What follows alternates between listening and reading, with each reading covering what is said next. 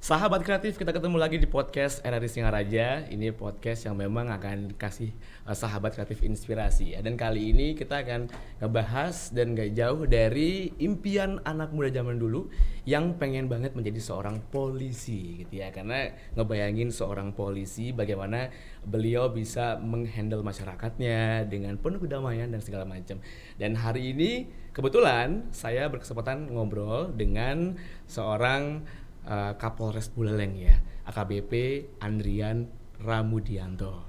Selamat siang Bapak. Selamat siang. Tapi kalau di YouTube kita bebas ya, selamat siang, pagi, malam. Iya, tapi kan kebetulan direkam siang ini. Iya benar sekali.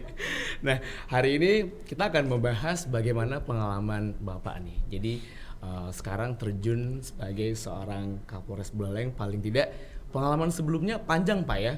Bahkan dari awal memilih profesi ini gimana tuh ceritanya Pak? Memilih profesi polisi. Ya, Sebenarnya saya nggak punya cita-cita jadi polisi, Mas. serius Pak. Beneran, nggak punya. Sama sekali. Cita-cita saya jadi atlet. Jadi atlet. Ya. Ini kebetulan lagi zamannya PON sekarang ya. Di Betul, Papua. tapi dulu emang saya sempat ikut sekolah sepak bola, ikut klub bola basket juga. Nah, terus saya lulus SMA itu, saya kebetulan lulus SMA pada saat itu kerusuhan Semanggi, ya, kerusuhan zaman Orde Baru. Terus saya daftar UMPTN zaman dulu namanya ya. Kebetulan saya diterima di jurusan arkeologi UI. Saya nggak tahu itu arkeologi apaan. Akhirnya ada tawaran di salah satu universitas swasta yang kebetulan prestasi olahraga lumayan. Masuklah saya ke sana. Dan kebetulan lokasi universitas tersebut berada di tengah-tengah atau epicentrum lokasi demo. Waduh. Baru masuk hari pertama saya sudah dipaksa ikut demo. Dilemparin gas air mata. Nggak bisa pulang saya. Saya bingung ini mau kuliah macam apa. Nah, pada saat itu sekitar seminggu saya ikut demo, ya demo-demo saya terus terang nggak tertarik. Akhirnya saya pada saat berangkat ke DPR, saya langsung pelan-pelan ke belakang pulang saya. Terus Cari aman ya Pak ya. ya ngapain saya ikut seperti itu kan, nggak Iya. ada manfaatnya kalau menurut saya pribadi. Nah, terus tiba-tiba ada pembukaan pendaftaran, waktu itu masih Akabri ya, Akabri terus Akpol. Saya tanya orang tua, ya coba aja. Kalau dalam zaman dulu kan yang penting fisik. Kalau fisik ya insya Allah saya mampu. Saya daftar, ya kok dilala saya malah masuk.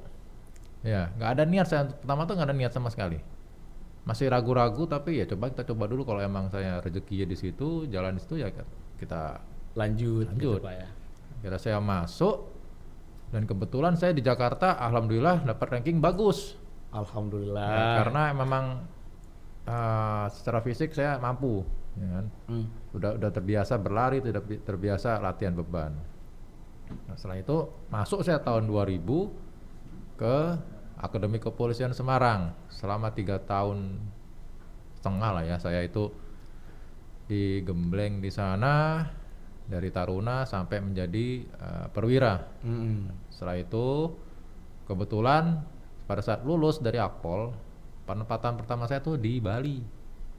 Itu tahun 2003 berarti. 2004 saya 2003 bulan Desember, tanggal 22 Desember 2003. Masuk ke tahun 2000. Pada saat itu kan dilantik oleh presiden di Istana Negara tahun 2023 tahun 2003, lalu masuk ke Polda Bali ya kurang lebih Januari 2004. Itu langsung saya penempatan di Polda Bali, ada saya penempatan di Denpasar. Jadi memang arahnya ke Bali semua ya Pak ya? Ya, itu memang jalan yang di atas ya. Iya kayaknya. Cuman berarti Bapak meninggalkan perkuliahan awal itu ya yang sudah dihadapkan dengan Baru berbagai seminggu. demo. Oh gitu. Baru seminggu saya kuliah. Tapi nggak kuliah loh, demo Oh kok. iya. Akhirnya nggak lanjut ya. Ya. Dan lebih milih ke ini. Ya kebetulan kan ada Kepolisian. terima ya. Lanjut. Saya jalankan saja. Nah, akhirnya memang orang tua mendukung di situ dan memang kebetulan fisik sudah Ya. masuk ya Pak ya. Kebetulan orang tua terserah apa saya. Memang sebenarnya saya dari hati pengen jadi atlet, cuman kata orang tua ngasih gambaran kalau atlet itu usia pakainya pendek. Karena kan ada umur kita mungkin umur 30 sekian itu sudah melemah lah fisik. Melemah. Nah, apalagi terus kalau zaman dulu mungkin atlet nggak seperti saat ini. Jadinya sarannya coba cari yang lain. Akhirnya saya masuk ke akademi kepolisian itu sampai saat ini. Yang membuat yakin gitu memilih jalan ini Pak kemarin waktu itu. Sebenarnya nggak ada buat yakin. Bener-bener saya hanya ngasal menjalani gitu, aja. Menjalani aja. Oh. Memang mungkin tiba-tiba dari atas itu, coba kamu ikut inilah kayak semacam itu. Saya ikutin aja, jalan aja, nggak ada saya buat yakin. Saya cuma masuk. Ya udahlah kalau nggak masuk ya nggak apa-apa, saya bilang gitu kan. Okay. Nothing tulus. Apalagi kalau secara fisik, kalau jadi model mungkin bisa kali ya. Masuk juga kali ya kalau jadi model. Nggak tahu, nggak pernah saya. Atau mungkin pengalaman Bapak ada pengalaman nggak? Misalnya kan namanya juga profesi ya. Ya. Sebelum kita kuat di situ, paling nggak ada distraksinya yang lebih mengajak ke sini aja, ke situ aja. Ada nggak kayak gitu-gitu Pak? Nggak ada, bener-bener Bener-bener tiba-tiba ada tulisan pembukaan. Zaman dulu kan mungkin nggak ada medsos ya zaman dulu ya. Nggak ada sih. Ya ada hanya kayak spanduk itu aja. Pembukaan Taruna Akademi Kepolisian, pembukaan Taruna Akabri. Coba masuk aja situ. Nomor telepon kali ada ya di situ. Nomor telepon. Nggak ada juga? Nggak ada juga. Langsung Nggak. ke lapangan ya? Dulu kan handphone terbatas. Oh iya Yang juga punya sih ya. orang-orang hanya orang. Saya belum tertentu. lahir kayak Pak. Oh gitu. Oke, jadi dari awal memang nggak ada inspirasinya sama sekali nggak ada. Sama sekali tidak ada. Terus terang. Dan sampai sekarang yang bikin Bapak kuat di sini apa dong kalau gitu? Kuat di sini di mana maksudnya? Di profesi ini sebagai apa istilahnya di bidang ini gitu. Ya memang saya sudah merasa ini jalan hidup saya, ya kan? Jalan hidup saya dan saya harus totalitas, ya kan? Nggak apa namanya, nggak boleh kita menjalani kegiatan ataupun kemauan itu kehidupan setengah-setengah. Setengah-setengah. Iya. Cuman terlihat nggak Pak dari SMA mungkin atau SMP kebiasaan-kebiasaan yang memang lebih mengayomi masyarakat? Nggak ada. Sama Zaman sekali. saya dulu rambut saya gondrong terus terang. Nggak serapi Saya sekarang. tidak suka paskibraka. Waduh. Tidak suka. Saya juga nggak suka sebenarnya Pak. Nggak Cuman suka saya sama akhirnya sekali. dipilih jadi paling bontot deh kalau namanya gerak jalan gitu. Iya, saya Jalan hal-hal ya? seperti itu saya nggak suka. Hal-hal yang istilahnya, mohon maaf ya, dibilang yang terlalu monoton, terlalu kaku. Saya nggak suka. Terus terang kalau dari dulu. Malah saya SMA, SMP, SMA tuh sering, mohon maaf kalau zaman dulu orang bilangnya cabut ya, bolos. Bolos. Tapi coba cabut bolosnya bukan dalam arti saya negatif. Memang saya ikut kegiatan turnamen ataupun zaman dulu namanya seleksi ya, seleksi Porda gitu-gitu. Oh, lebih ke yang menantang-menantang. Mungkin di situ kali Pak dihadapkan sama tawuran akhirnya disuruh milih gitu. Ini mau terjun ke tawuran apa memilih jalan yang lain gitu Bukan kan? tawuran, demo. Oh, demo, sorry. Tapi emang waktu itu di Jakarta juga banyak tawuran ya. Hmm. Kebetulan saya untungnya sekolahnya bukan di tempat yang tawuran, agak di pinggir, ya kan. Kalau yang di tengah-tengah Jakarta itu emang waktu itu zaman dulu tawuran banyak sekali. Ya, jadi dari dulu emang saya tidak suka dengan hal yang seperti itu gitu loh. Oke, jadi berangkat dari apa adanya saja gitu Pak ya. Jadi apa Pokoknya apa nothing yang tulus ada ya. gitu. Jalan-jalan lurus aja gitu. Iya. Dan sekarang di posisi yang sekarang nih kan sebenarnya kan nggak gampang ya Pak ya menjabat sebagai seorang Kapolres Buleleng gitu. Ya. Nah, sebelumnya gitu kita tarik ke belakang lagi. Itu gimana apa yang ada nggak yang pernah Bapak hadapi atau tantangannya gitu sampai di titik sekarang? Kebetulan saya ini lebih lama dinasnya di staff ya Mas. Di staff.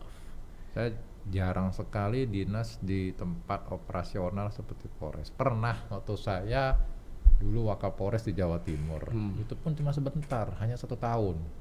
Sisanya saya dinas di staff. Di staff itu lebih cenderung kepada kegiatan-kegiatan pembinaan.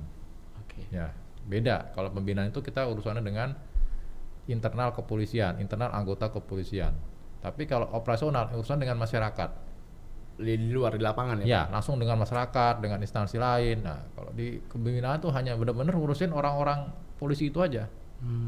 Itu Oke. Nah. Apa nggak ada perasaan takut gitu Pak? Zaman dulu baru terjun di sana menghadapi masyarakat yang beda-beda gitu karakternya. Sebenarnya takut enggak. Tapi Ada sedikit semacam keraguan bisa nggak ya, tapi saya rasa kenapa yang lain bisa saya nggak bisa, nah itu dia tuh. ya kan? Ah. Saya intinya saya menjadi diri saya apa adanya, bukan diri saya ada apanya. Gitu Kayak loh. quotes zaman sekarang Ya, ya. saya apa adanya aja. Emang saya begini ya saya begini. Nggak bisa cuman gara-gara saya jadi Kapolres saya harus berubah menjadi enggak. Itu ya kalau saya. Jadi nggak ada perasaan takut, cuman ragu saja gitu. Ya sedikit bukan, nggak banyak ya. Paling kalau dibilang persentase mungkin sekitar 5% 10% aja. Sisanya saya udah saya jalankan saja. Yang membuat apa ragu kemarin gimana? Apa belum pernah sebelumnya Ya menghadapi karena masalah? saya terus terang pengalaman di lapangan untuk operasional sangat minim. Iya, Sangat iya. minim terus terang saya. Jadi saya kalau mohon maaf, kalau saya disuruh menghadapi administrasi pekerjaan administrasi, oke saya siap. Tapi kalau udah menghadapi pekerjaan agak ini ya, memang agak sedikit apa ya, kalau orang Jawa bilang keder mungkin ya.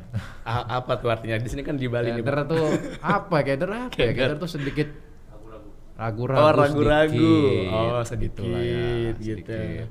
Tapi Dan- saya rasa kebetulan saya pernah dinas di sini di Bali. Di Bali. Dan saya di Bali ini saya sudah sedikit paham karakteristik masyarakatnya. Contoh di Bali ini nggak ada orang demo yang menjaga lebih banyak yang jaga, Iya. ya kan? Intinya orang Bali ini yang penting mereka ibadah, untuk kegiatan ibadah sama budaya itu lebih kental dibanding kegiatan-kegiatan lain. Beda sama di mungkin Pulau Jawa, Jakarta, dan di daerah-daerah lain. Iya. Kalau menurut Bapak kenapa bisa kayak gitu? Kira-kira Ya karakteristik orang Bali. memang ciri khasnya orang Bali kan semua dunia internasional tahu. Semua datang ke sini cuma ngeliat ngeliat budayanya. Gitu. Ketemu Itulah. orang ramah banget gitu ya. Ya ramah, dan mereka tidak terlalu ya memang lebih mengurus kepada dunia apa sih setelah duniawi ya, mungkin kalau orang Islam bilang akhirat ya. Akhirat, oh, oke. Ya. Iya, dunia yang niskala lah Skala kalau di Bali. Ya, Iya. jadi memang luar biasa sekali budaya dan karakteristik masyarakat di Bali, inilah yang membuat saya yakin. Oke. Itu aja. Berarti Bapak pernah ke Bali tahun 2000 Saya lama dari 2004 sampai 2009. 9. Terus pindah ke Sekolah saya, sekolah ke sekolah lagi. Jakarta. Oke. Sekolah ke Jakarta, saya langsung tugas di Jakarta lagi. Setelah itu baru tugas Jawa Timur, balik ke Jakarta, baru balik ke Bali. Jadi ini saya paling jauh dinas itu di Pulau Bali. Di Bali. Paling hitungan dari Jakarta ya. Jadi intinya dari awal sebenarnya udah ada clue ya Pak ya. Apa harus tugas di mana sebenarnya? Nggak ada clue saya. Clue yang namanya kan tadi Bapak bilang di awal memang di Bali awal penempatan tugasnya ya. Itu saya nggak tahu menau. Mana saya tahu dulu, saya kan nggak punya, mohon maaf, bapak ibu saya bukan polisi, bukan pejabat. Nah, itu dia Ya sih. kan? Hebatnya itu ya, tanpa background Jadi kepolisian. waktu dulu itu kebetulan penempatan untuk perwira akpol itu berdasarkan ranking. Kebetulan ranking saya tidak terlalu bagus, tidak terlalu jelek. Jadi kalau dulu yang ranking 1 itu mungkin di Jakarta, Jawa Timur. Nah, ranking yang selanjutnya sampai klaster mungkin sekitar 50-60 tuh ada di Polda-Polda kayak Bali, Kalimantan, ya itulah. Oke. Nah. Anak muda kalau zaman sekarang pengen terjun nih biar ya istilahnya menikmati juga profesi yang mereka suka dan mereka mau, yaitu di bidang ini ya Pak ya, sama dengan Bapak. Kira-kira anak muda harus ngelakuin apa nih di awal sebelum benar-benar terjun ke sini? Ya sekarang proses sudah semakin ketat ya, proses rekrutmen. Karena kebetulan saya kemarin lama dinas di sumber daya manusia. Salah satunya ini proses rekrutmen anggota Polri. Zaman saya dulu mungkin ya, nama zaman sama dulu kan ya masih ada lah sedikit baterai tes yang mungkin bisa diakalin. Kalau sekarang kan nggak bisa Pak. Contoh, sekarang pull up itu item keselamatan jasmani itu menggunakan segala kecanggihan teknologi. Tidak bisa kita memanipulasi nilai. Setelah itu juga kegiatan tes akademik, bahasa Inggris, semua menggunakan komputer assisted test. Dulu kan masih pakai apa tuh 2B itu yang dibenerin itu kan. Pakai pensil. Nah, masih bisa dihapus kalau ini kan. Kalau sekarang komputer nggak bisa. Cepat juga ya Pak ya. Kita harus benar-benar jawab cepat gitu. Ya di benar-benar komputer. pokoknya kalau emang nanti anak-anak zaman sekarang yang mungkin SMP, SMA ingin jadi polisi, saran saya itu persiapan jauh-jauh hari sebelumnya. Mulai dari kesehatan, mulai dari akademik, mulai dari jasmaninya, fisiknya, semuanya harus perfect lah ibaratnya gitu. Kalau karakter perlu nggak kira-kira Pak di profesi ini? Karakter nanti bisa ditempa di di akademi nanti. Akademi, Ya, oke. tapi tetap harus ada dasarnya. Dasarnya pertama adalah kemauan, niat dan kemauan. Kalau nggak ada itu nggak akan bisa. Kalau fisik oke, Ya. dalam artian sudah biasa mungkin kayak Bapak tadi kan jadi atlet sebelumnya segala macam, itu perlu juga mereka berkecimpung di dunia olahraga seperti itu. Enggak sih sebenarnya. Jadi kebetulan emang saya aja dulu emang hobi. Sampai sekarang tuh saya masih hobi. Olahraga apa nih yang paling sering apa lakuin? Saya hampir tiap hari lari, main tenis, main basket, main bola masih Wah, macam-macam ya Pak ya? macam. Yang paling sering Lari. lari. Iya, saya baru kemana sore lari. Saya Futsal? lari dulu. Futsal main Main juga. hampir setiap hari. Ya, tergantung jadwal aja. Kadang-kadang ngatur waktunya ini susah buat olahraga Iya. bagi-bagi. Kan sibuk ya Pak ya. Iya, sibuk dan mungkin udah umur juga nih, badan agak kerasa ya Kurang udah nggak enteng kayak apa dulu gimana? lah. Tapi paling nggak kan yang namanya apa kesenangan ya Pak ya, hobi Iya. memang kita nggak bisa tinggalin gitu, apalagi profesi sekarang biarpun agak padat segala macam memang harus diurus gitu Pak ya, harus diatur segala macam. Hal-hal yang di luar kendali Bapak ada nggak sejauh ini menjabat sebagai Kapolres Buleleng? Ya, alhamdulillah sih. Ya ada sedikit ya. Kalau nggak ada saya bohong. Oke. Ada. Terutama dalam penanganan pandemi COVID ini. Karena terus terang saya masuk ke sini, COVID di Singaraja waktu itu lagi tinggi-tingginya. Bener.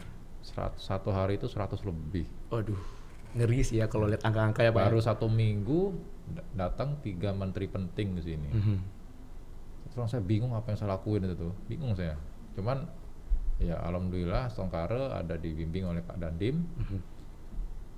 Kamu harus gini, oke saya siap. Udah, saya laksanakan. Sampai hari ini detik ini saya sudah 2 bulan nih, ya bisa dilihat hasilnya. Hari ini sudah mungkin hanya di single digit untuk pertumbuhan angka konfirmasi positif COVID-nya. Dan Iya. kematian pun juga nggak pernah lebih di atas 3 kalau sampai hari ini. Ya alhamdulillah Songkare ini sebenarnya bukan kerja saya, tetapi kerja rekan-rekan anak buah saya. Oke. Saya hanya tolong mengarahkan saja. Iya. Cuman kemarin sempat saya baca di beberapa portal kalau memang tugas Bapak adalah penanganan COVID-19 juga pelaksanaan vaksinasi Pak ya? Iya betul. Padahal dulu nggak diajarin loh. Nggak diajarin dulu masalah vaksin, masalah COVID. Iya, bener sih ya. Kalau Jadi, vaksin kan dokter, bukan polisi. Tapi nggak apa-apa lah. tapi untuk bangga menjadi seorang polisi mungkin juga dialami oleh orang-orang yang sudah ataupun sebelum gitu ya menikmati profesi ini atau lagi pengen ke tahap ini gitu. Kalau ada nggak pesan yang Bapak ingin sampaikan ke anak muda? Kalau sebenarnya hal yang perlu diperhatikan di profesi ini sebagai seorang polisi gitu ya, ada nggak yang anak muda belum sadari gitu untuk bangga menjadi seorang polisi? Begini ya, bangga menjadi seorang polisi itu pertama kalau nanti menjadi polisi udah pertama pasti orang tua dulu bangga. Oke. Kedua masyarakat di sekitar juga pasti akan bangga. Nah, tapi jangan sampai rasa bangga itu menjadi berlebihan. Jadi polisi itu beban, terus terang beban. Segala tidak tanduknya itu akan kelihatan. Diperhatikan, Pak ya? Ya kan, contoh. Kalau ada polisi aneh-aneh langsung viral. Iya, zaman sekarang. Ya, jadi bangga itu untuk diri sendiri, orang tua, tapi jangan sampai terlalu euforia lah, menurut saya. Oke, sedikit mungkin anak muda belum sadar gitu. Hmm. Perbedaan polisi yang zaman dulu dengan sekarang. Ya, zaman dulu seperti ya zaman saya dulu kan nggak ada yang namanya medsos ya. Sekarang siapapun, kapanpun, dimanapun bisa menjadi wartawan, bisa menjadi reporter. Ya, jadi kalau memang nanti kita dalam bertindak, kalau dulu mungkin kita masih bisa lah yang namanya menutup-tutupi atau mengaburkan tindak tanduk kita yang mungkin negatif. Ya. Sekarang sudah nggak bisa, benar-benar kita harus sangat berhati-hati. Jadi kalau emang nanti yang ingin jadi polisi ini sangat berat tugasnya, terus terang sangat berat. Tapi ya itu memang tugas kita mengabdi kepada masyarakat dan negara. Itu. Ya, jadi paling tidak anak muda zaman sekarang memang harus banyak bisa gitu ya, harus punya skill yang lumayan dalam arti Ya. kan zaman sekarang polisi pun ini ya rame di media sosial, mereka punya sesuatu hal yang bisa di-share juga aktif di media sosial ya Pak ya. Betul. Jadi sekarang kan sudah zamannya 4.0. Nah itu Ya, dia. kebetulan waktu saya di SDM itu kita ada program itu merekrut ya orang-orang yang mempunyai keahlian skill. Ya, sekarang tuh anak-anak milenial zaman sekarang itu dia hard skillnya bagus, tapi saya yang lemah di soft skill. Nah, Benar sih. soft skill itu kenapa? Karena mereka sibuk dengan dunia digital, akhirnya bersosialisasi dengan masyarakat, dengan teman-teman sangat kurang, apalagi dengan adanya pandemi ini. Iya. Semua serba online. Jadi mereka susah untuk mengembangkan hard skill. Itulah makanya saya walaupun bagaimanapun juga mencoba tetap mengedepankan potensi mereka dari segala hard skillnya, tapi soft skillnya juga harus diperhatikan. Iya, oke. Itu dia sahabat kreatif perbincangan kita hari ini untuk podcast Bangga Menjadi Seorang Polisi. Pesan terakhir untuk menjadi seorang polisi memang selain kemampuan yang harus mumpuni ya Pak ya, tapi juga kemampuan-kemampuan lain juga harus diasah. Paling nggak mendukung juga potensinya sendiri dengan melihat dunia kayak sekarang seperti apa ya Pak ya. Iya. Oke. Dan jangan lupa sahabat kreatif yang pengen dengerin terus bahkan nonton terus podcast kami, di subscribe juga di like dan komen di channel YouTube RRI Singaraja.